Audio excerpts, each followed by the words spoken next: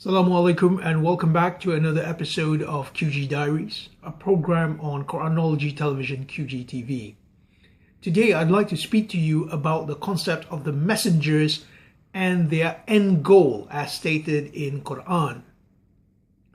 To talk about the project of the messengers. Now this is not something which is usual in Islamic discourse, primarily because in Islamic prophetology it's seen that the messengers came to redirect people towards worshipping Allah. When they talk about worshipping Allah, it's usually in a religious sense of the word, the removal of idols, etc., physical idols, that is. And that may be an aspect of the story, but I doubt very much that it is the entire focus of the end result of the messengers. I was doing some research on the concept of Rasul and Nabi and their leadership. Rasul and Nabi are messengers and prophets and their leadership qualities in Quran. I've done 3 essays on that now, and if you follow QG updates, you will see them. But this particular passage stood out for me. I've read it before years ago, but now it's kind of taken on a new light for me. And that passage begins with chapter 23 verse 51, so Surah Al-Mu'minun ayah 51, and this is uniquely the only call to the messengers in plural. Ya ayyuha rusul, messengers in plural. This is the only such call in Quran.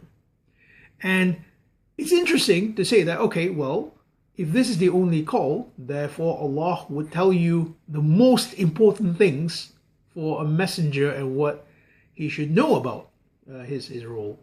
And it says, Ya ayyuhar rasul, kulu minat tayyibat.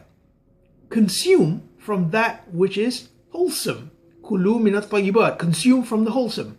What is the wholesome? Well, the wholesome things are those which are unfettered by artificial processes. This is a very natural thing.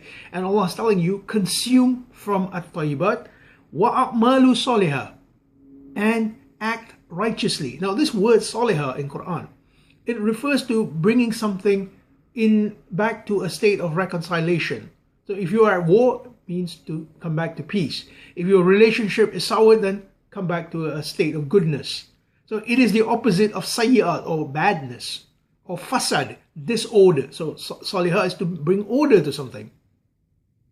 And indeed, this is the first thing Allah tells the messengers. Consume from that which is wholesome and bring about, act righteously. And I've already explained what that means.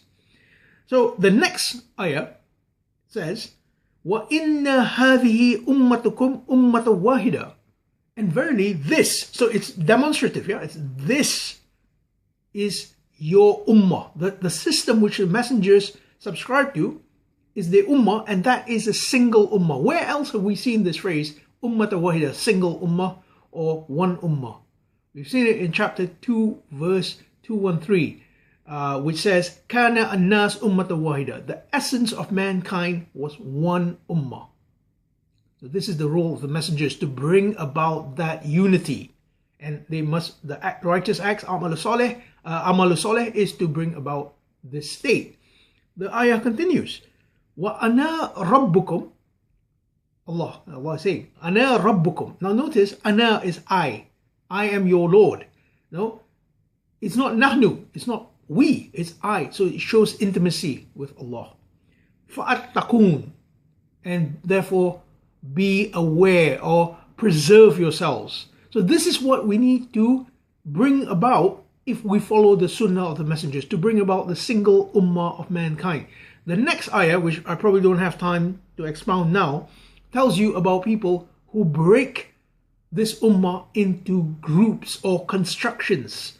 And each of these parties are at war with one another, and they are happy with what they have. So in other words, they don't seek a state of reconciliation, they don't want to unite, and they don't want to have that direct connection with the divine as their Rabb. So that is essentially the role of the messengers.